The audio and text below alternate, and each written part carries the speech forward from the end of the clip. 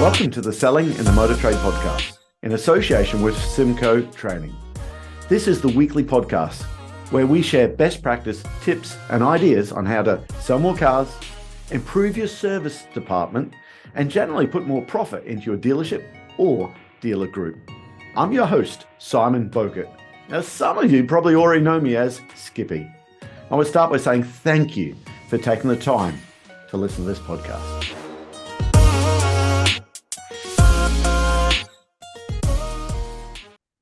So welcome to another episode of Selling in the Motor Trade. Now, this is by special request.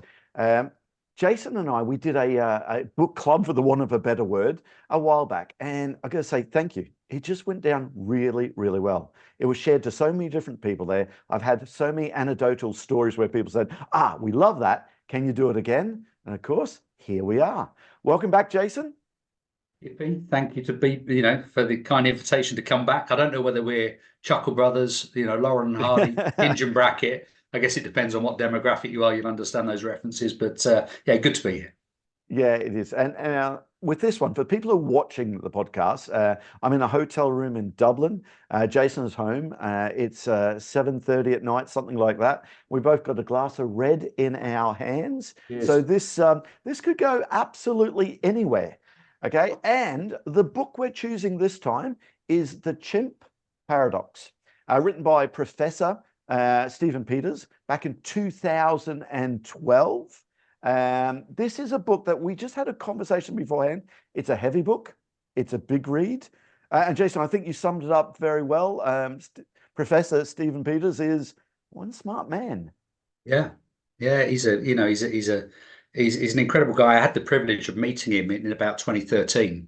And so that's what inspired me to read the book in the first place. But, he's a psychiatrist. He's not a psychologist. He's a psychiatrist. This guy's worked in Broadmoor. He's dealt with some very complex individuals, but also, he's really, really active in sports, high performance. He was the brains behind the aggregation of marginal gains. So although Dave Brailsford takes the credit, I didn't know the actual stimulus for it was Steve Peters. The Sky cycling team. Yeah. Wow, I didn't realize that part of it there.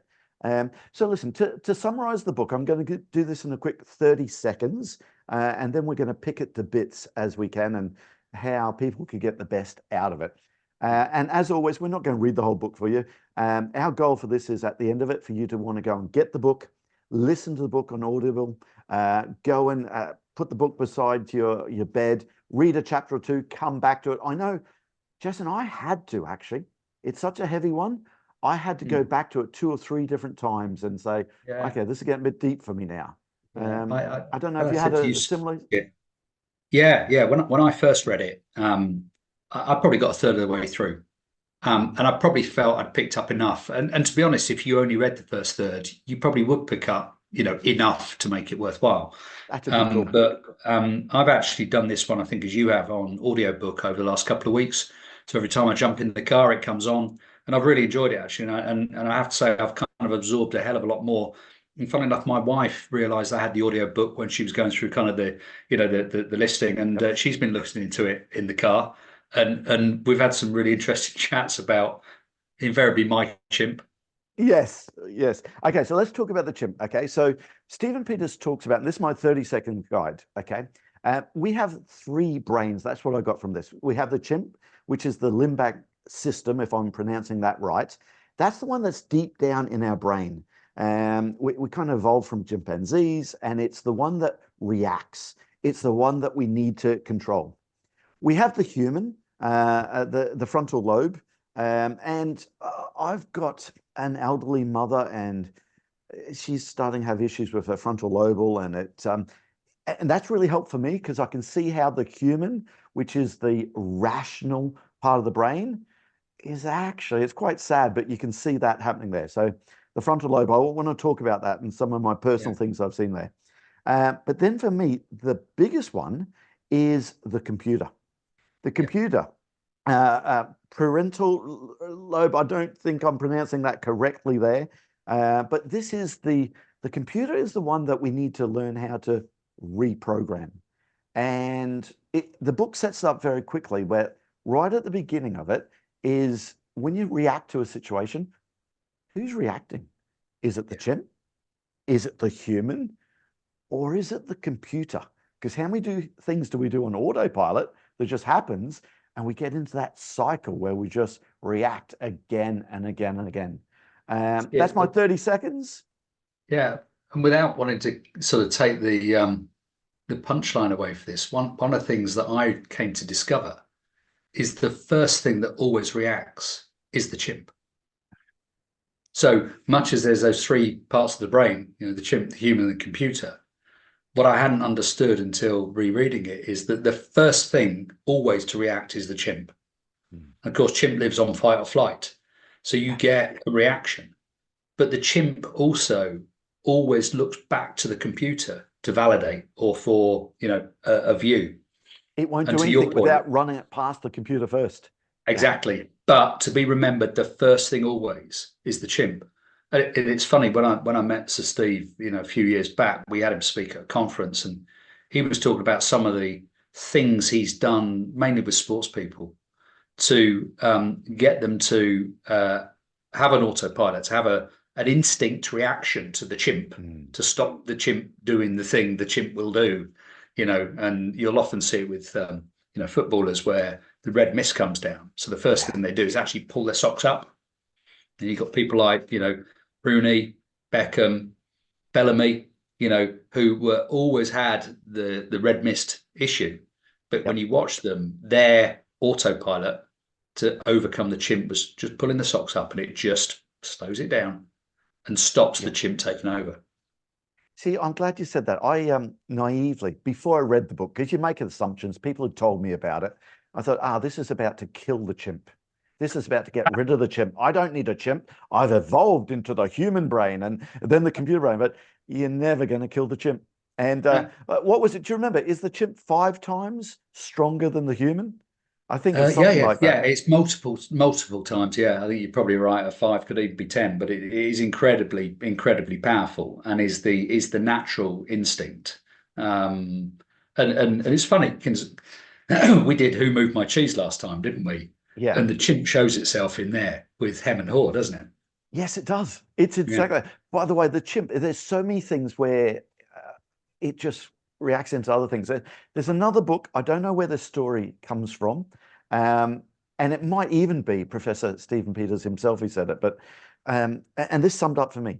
You're on a train and you see there's this man by himself, a father, and the kids are running around like lunatics. They're jumping on the furniture. They're playing with push the bell and everything. And you're getting frustrated with it. And you want to go out there and yell at these people or the father and say, can you control your children? What are you doing? And that's the chimp coming out there. And then he turns around and says, yeah, sorry. We've just come from the hospital where we found out their mother's not going to make it. She has terminal cancer. Yeah. And in a heartbeat, the human takes over and that sympathy. Now, I don't even know if it's from that. It's definitely not from this book. But again, I can see the scenario there. It was the chimp that makes us react there. Yeah. Someone cuts you up in traffic. Hey, the chimp comes out in me. Yeah. And then having that hold on, the human takes over and says, maybe they're late. I've cut people up in traffic. I've been trying to get somewhere in time there. Yeah. But it's hard. Do you find it hard to put the chimp back in its box? Do you know, it's funny, Skip, over the last sort of, few months as trading in the industry has changed, I've certainly seen my chimp come out, on a periodic basis. I won't say how frequently, but I know the chimp comes. And I think reading this book or listening to this book again over the last couple of weeks helped me rationalize the chimp. And it's funny. I think there's a few of us have been suffering with this. I think they call it the 100-day cough recently, where got this cough and cold, and you're feeling generally lethargic and run down. And of course, all that does, it gives the chimp room to play. So I've seen this happen more often than maybe I'd like. And it's funny at work. We actually now start calling out as the chimp. And that's almost we've made it safe to talk about the chimp. But similarly, I think what Steve talks about in this book is, the chimp thrives on stress. And Yeah. because it's the first thing to react in a stressful situation, the fight or flight kicks in. Yeah. And, it will look back to the computer to try and work out, how do you humanize this reaction? Yeah. And he talks about, having a technique of recognizing it's the chimp. You can't kill the chimp. You're not allowed to kill chimps, by the way, Yep. but you can't kill the Yep. chimp. Chimp Yeah. will always be there. The chimp Yep. will always react first. Hmm. But if you recognize that you've maybe got a chimp reaction, you kind of slow it down, step back, Yeah. just breathe, and have that sort of plan. And it's that autopilot. What do you program yourself to do, when the chimp takes over? So, do you choose to listen? Do you choose to step out? Do you choose just to count to three, whatever it might be? But I can only imagine there's a few of the guys and girls tuned into this today thinking, oh my God, I bet my chimp is showing itself more than it should. And maybe I'm letting the chimp run wild in the jungle, Yeah. rather than getting the computer and the human to take over that autopilot situation. Well, that's what I learned so much about how to program the computer. And one of the scenarios, that's it's quite straightforward when you think about it, but it affects us in so much in life. Okay, in that stress situation, you're anxious about something, you got to do something, and you reach for the junk food, and you go and do all that sort of stuff there, because that's how it gets rid of stress. Okay, Well, the get me the alcohol. ice cream, get me the glass of wine. This is great. We both got a glass of red on the go here. Okay, and that's almost like the habit. Stressful situation, what do? You see somebody, I'm not a smoker, I've never been a smoker, but stressful situation, go and have that smoke. And it's actually, the smoke's probably in their hand, I'm guessing, before they've even thought about it. And it's reprogramming it, realizing that the computer is just gone into autopilot. Yeah. It's just gone into that gremlin, I think he calls them. And that gremlin there, you can actually get rid of the gremlins.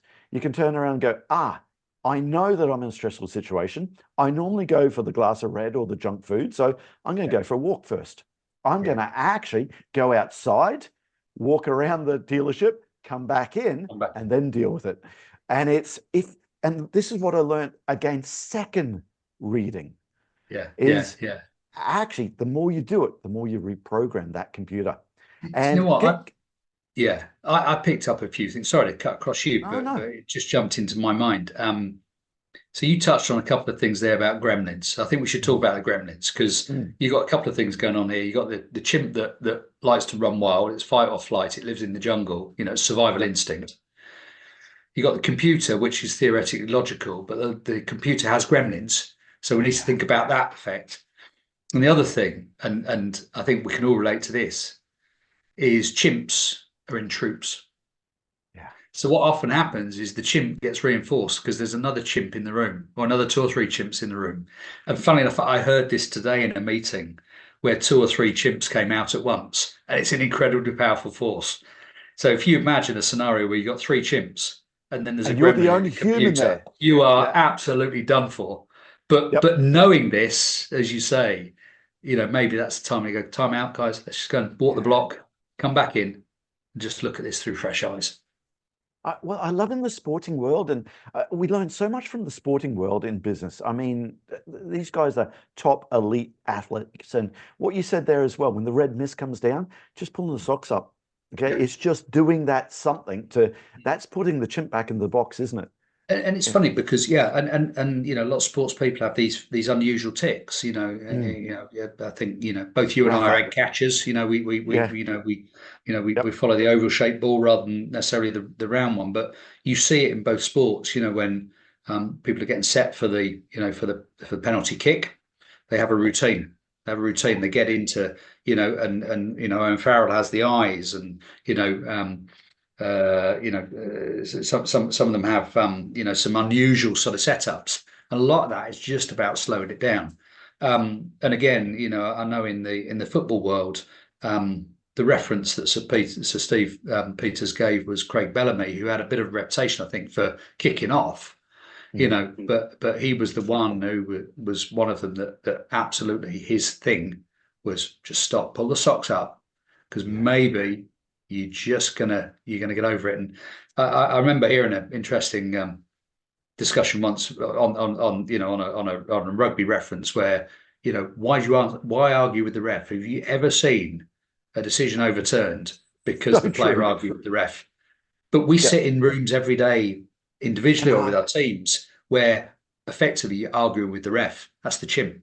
yeah. Yeah, just for people listening to this, who we always love you to go and listen to the book afterwards, read the book, and I suppose this is all about to inspire you to go and share the book with other people in your businesses.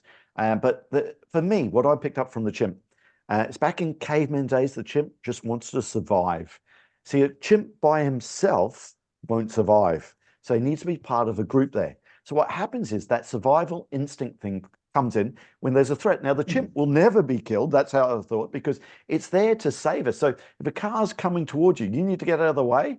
You know what? The chimp is going to take over and get you out of the way. The human's not going to sit there. The human reacts too slow. The human needs time to think.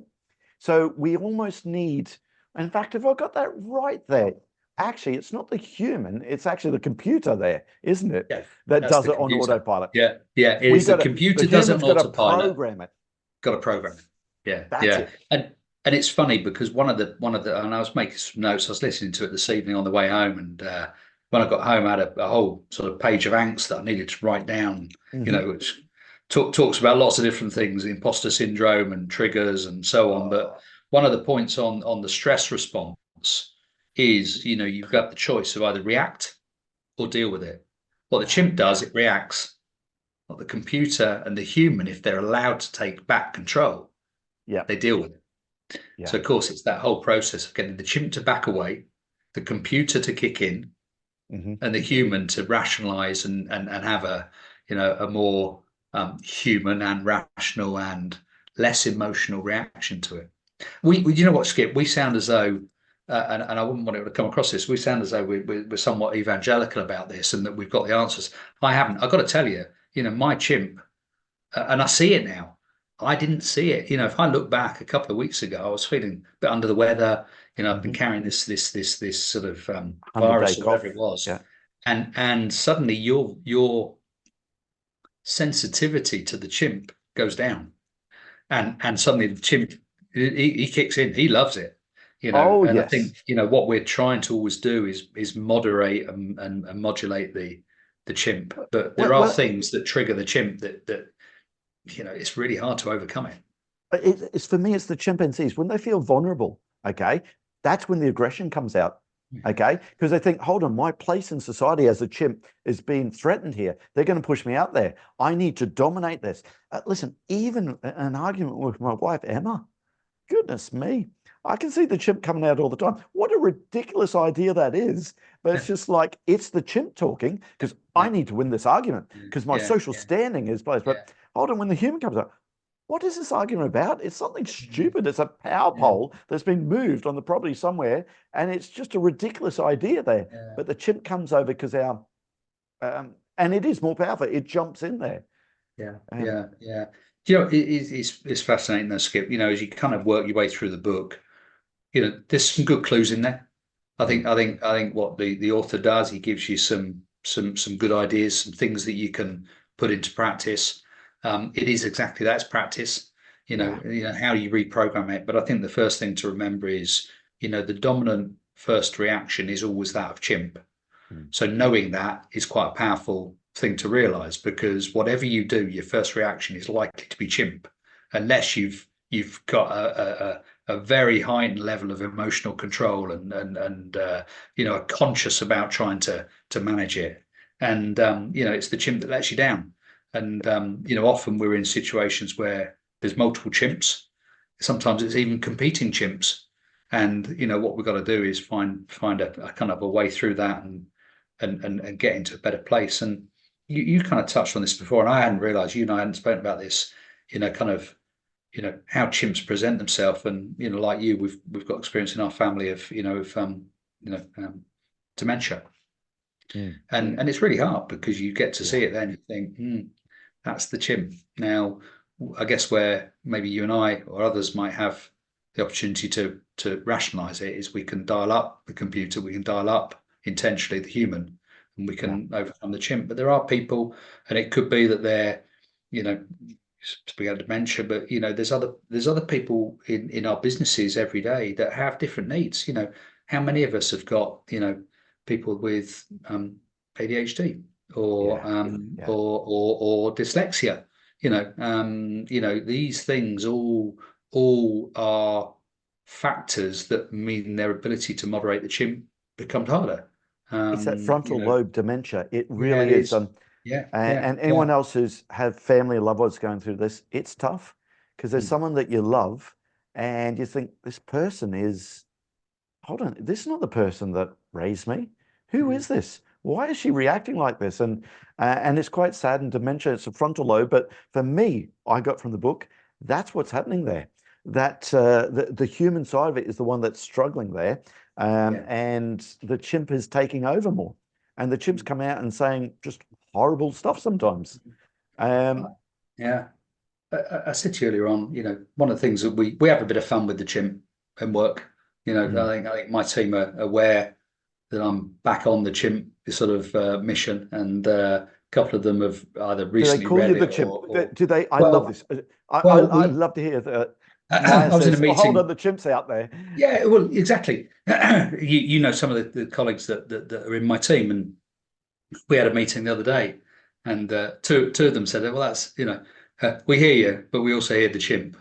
And so we've actually made it a bit of fun. That's good. But by the love same that. token, I called it out today in a meeting where I said, "Look, please, do you want to just think about that? Is that chimp reaction?" And it was enough for them to go, "Yeah, it was." So I wasn't offended by it.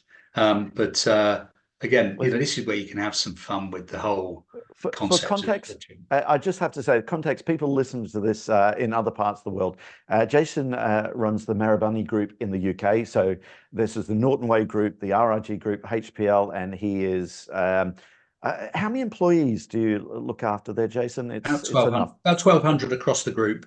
And directly in the Norton Way business, I've got about 450. So I imagine there's lots there. And I just absolutely love the idea that you talk about, say, hey, the chimp's there.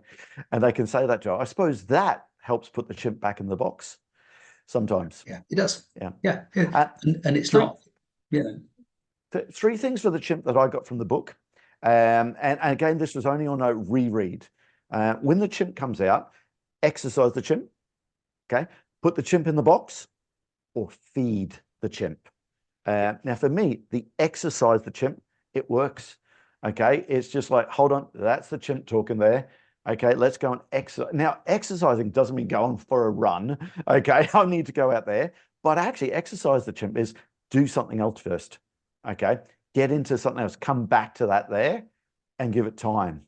Give it time there.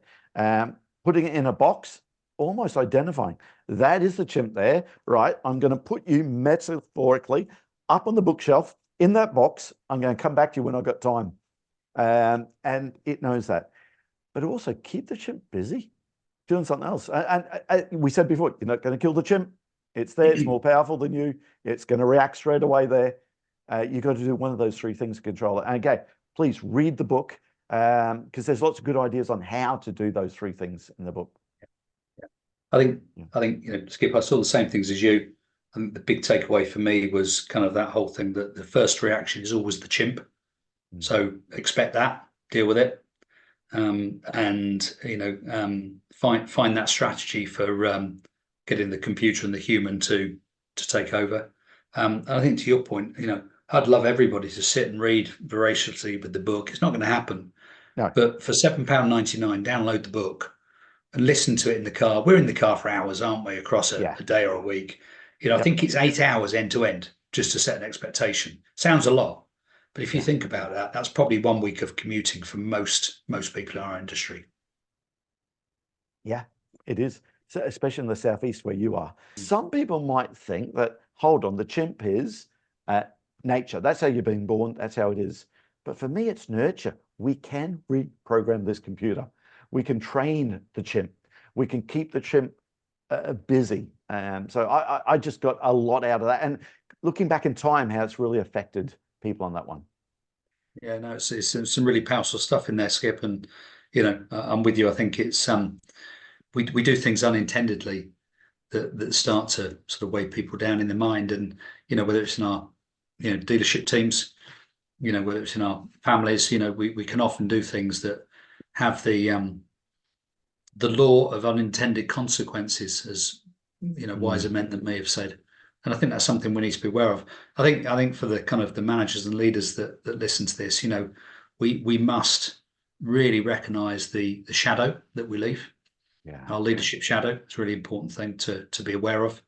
And I think we've got to do a lot to help all of our teams to perform to high levels, because I don't think anybody turns up to do a bad job, and everybody has degrees of imposter syndrome. So and that's fed by the chimp. So our job, I think, is to try and find ways of seeing people through that, and giving people techniques to and opportunities to rehearse. What advice do you have for me when I still see, I know it's there, but there's another chimp in the room. The other chimps start coming there, and they don't know. They've not read the book. I'd love to say, here, go and listen to this audio podcast, okay? And I feel my chimp coming out. Any tips you've picked up over the years on how to manage someone else's chimp?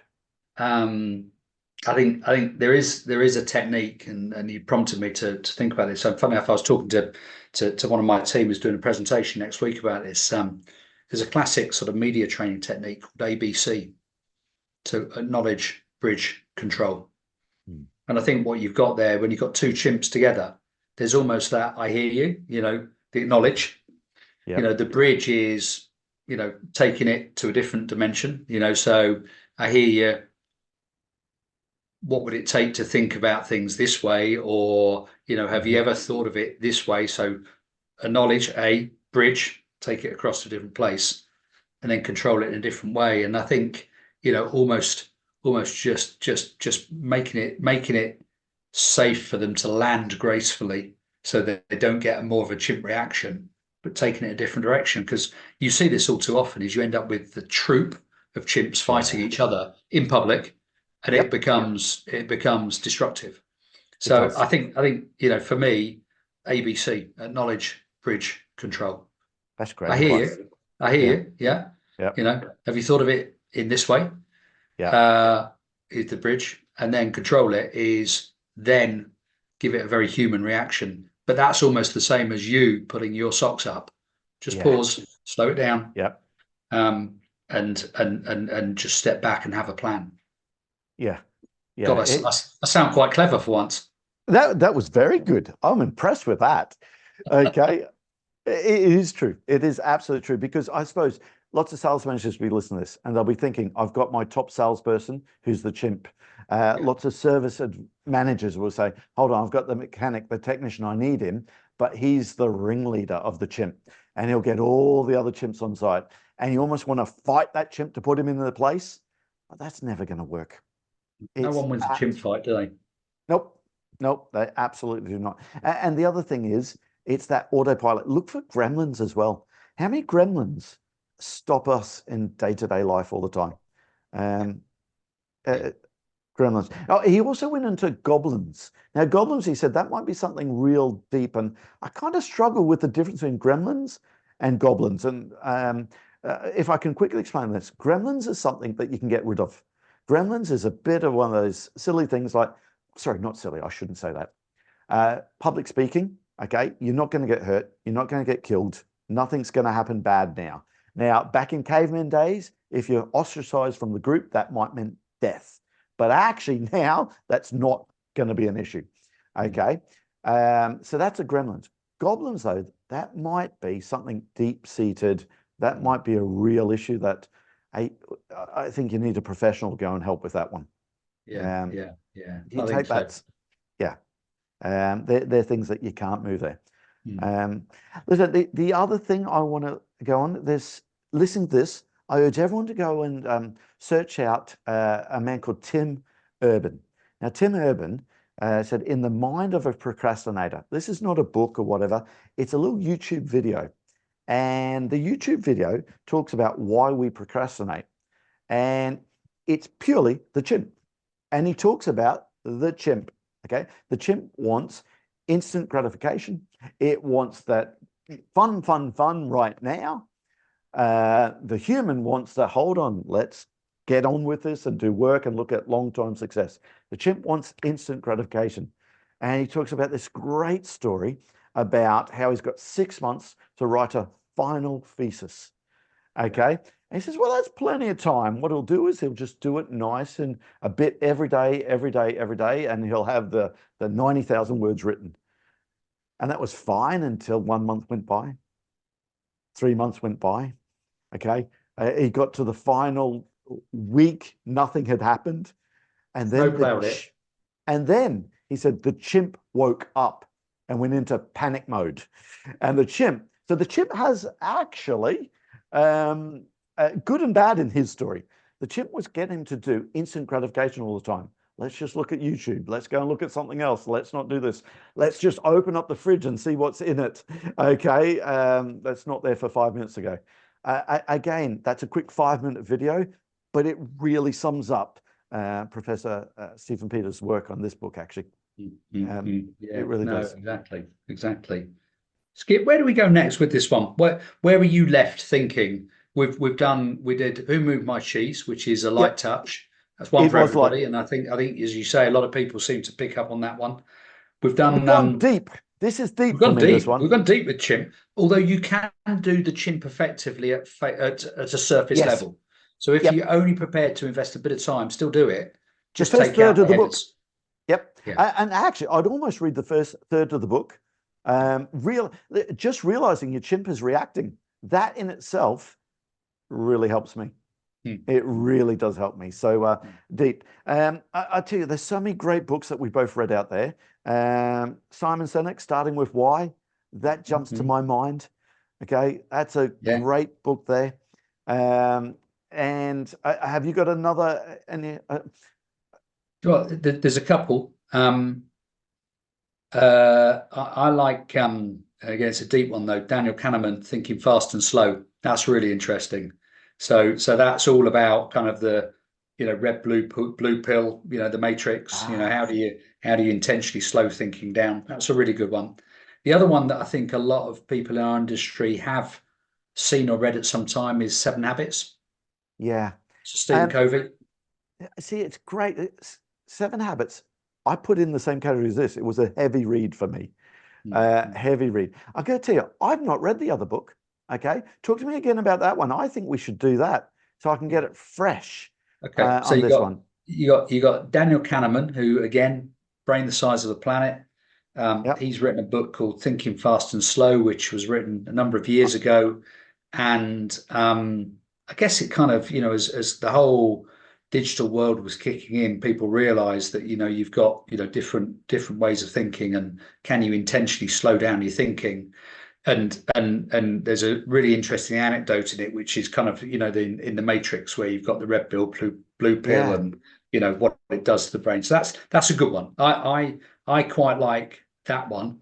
There's another one in his series, which is called Noise, which I think sums up our industry in many ways, which is all that blah, blah, blah, white noise. Yeah. And how do you block that out and get focused on the thing? But I think that's probably one for a later date. I think Thinking Fast and Slow is something that could be really useful to individuals and managers of individuals in terms of how do you get things done well? How do you get over the hump of the procrastination? And also, how do you get people just to stop and just check themselves in, which I think is a big part of what we're trying to do in our business. Listen, I'm all for reading something new there. Nothing against it. I loved going back to Who Moved My Cheese. I love going back to the chimp thing. It's been a month, I think, since we've done this, and going back over the chimp stuff has really, really helped. But I want to get my teeth into something new now, fast and slow. So let's do that. I'll send you a copy. Again, let's do that. That sounds on audio book. True. That's audio book. It's how we do it. So listen. People listen to this. This is what we want you to do. I want you to go and Google now, okay, Tim Urban, In the Mind of a Procrastinator. That's a great little one. And again, Jason, for all our managers in Maribani, It's a great one out there for the guys there. But think about the Chimp. Even if you read a third, actually, I want to say the first 3 chapters. First 3 chapters really helps. But there's a lot of great stuff in that. And also, let us know. Do you have a book that you've read out there that you think, hold on, these guys need to be talking about this? Remember, this is about in our industry, in the motor trade. What great books have you read? And listen, there's so many out there. There's so many out there. So we're going to do one at a time.